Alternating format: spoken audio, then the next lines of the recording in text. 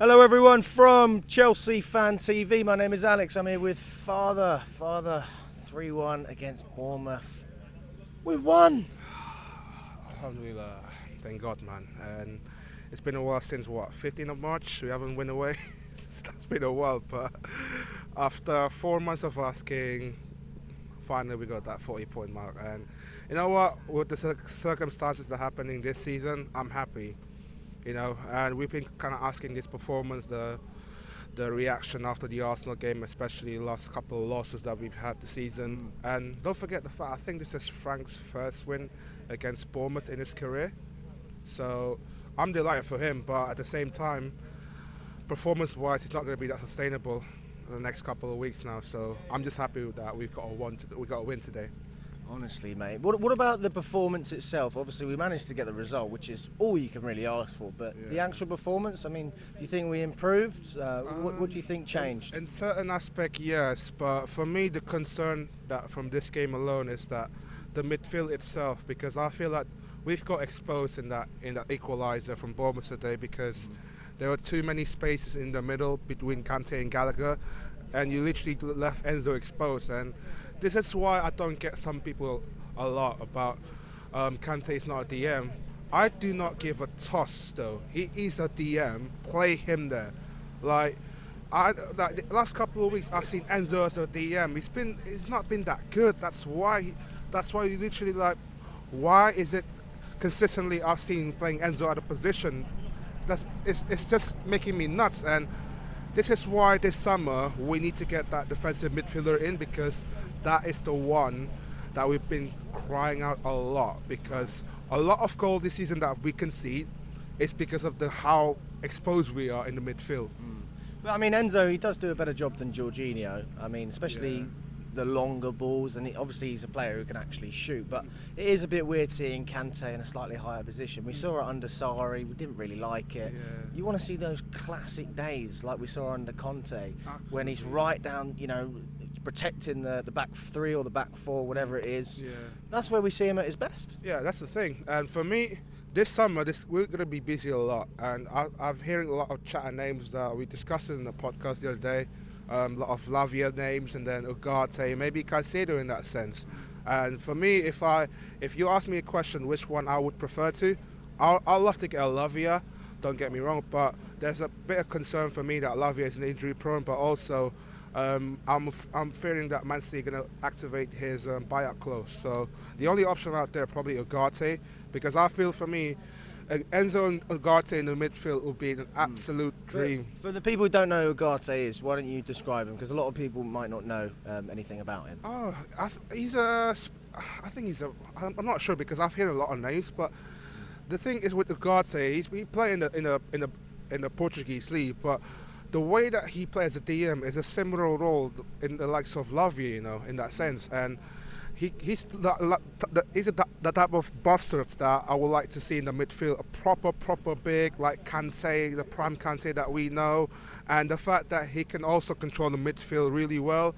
And you play him with the two, because let's say we get Pochettino comes in. He wants to get that 2 DM formation, and you play Enzo as a bit further forward. That's what I like to see. And the thing is, with that 2 DM role, it's going to get done. And I think either if we get Ugarte and Lavia, for me, that is the window I've been dreaming about this summer. So you actually would rather have both of them? You want to get both of them? Because Pochettino going to play 4-2-3-1 formation. They play 2 DM, like back in the days that he used to play lots of, when he was at Spurs, if you know Wanyama or Moussa Dembele in that sense. And we need that control in the midfield, because what I've seen today is just too much of a car crash.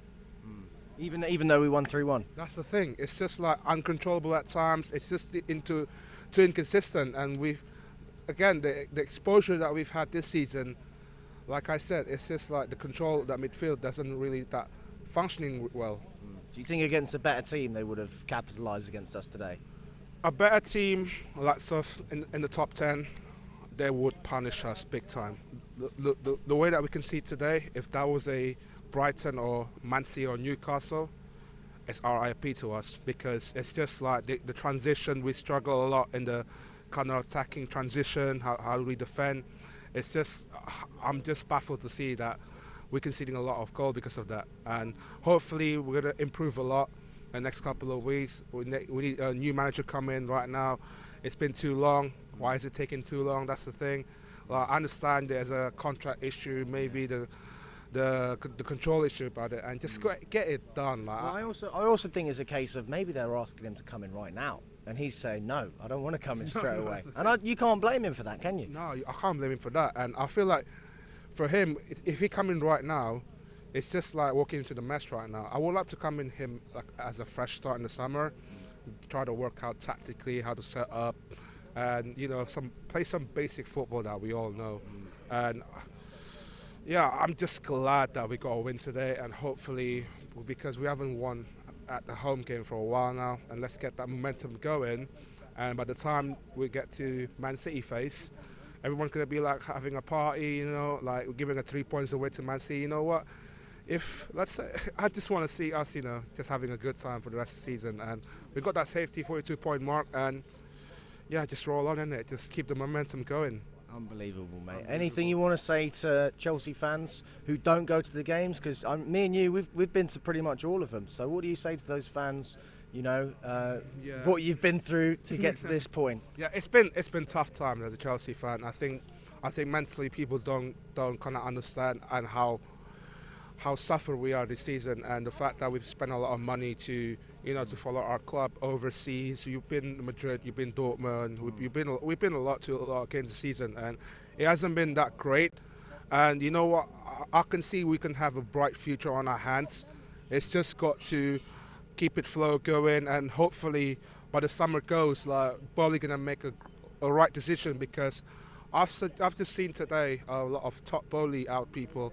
I understand that the frustration behind it, even though myself I haven't trusted Todd Bowley that much, even though he spent a lot of money in one window buying 9 players. That's for me like a bit of reckless in that sense. But it just goes to show that we need some control in our football club at the moment. And we don't like. I understand people trying to get memed that Todd Bowley's playing a football manager, but at the same time we need to have some sort of control in our club. And hopefully by the summer we have a positive on our hands. But last but not least as well, and this is the thing that I don't quite catch people booing our own players, likes of Ziyech and Sterling as well. I know Sterling has been that great this season, and Ziyech, in that sense, he hasn't played that much under Lampard or under Potter. I know he wants to leave, but at the same time, you just got to back these guys and give them the support. And let's say if they go to summer, like let's just keep them send it on a high, and then not create this toxicity. I've seen there's a punch up in the touchline in the stands. I was right behind them when they were doing it. I was the one breaking it up. That's the thing. Even before that second goal went in, everyone was just pissing around against each other. It's like we need some unity in our fan base right now. We need to create our club, like our love for the club back anyway. And hopefully in the future, if by the time we get these good performance in, we're gonna have a massive time on our hands.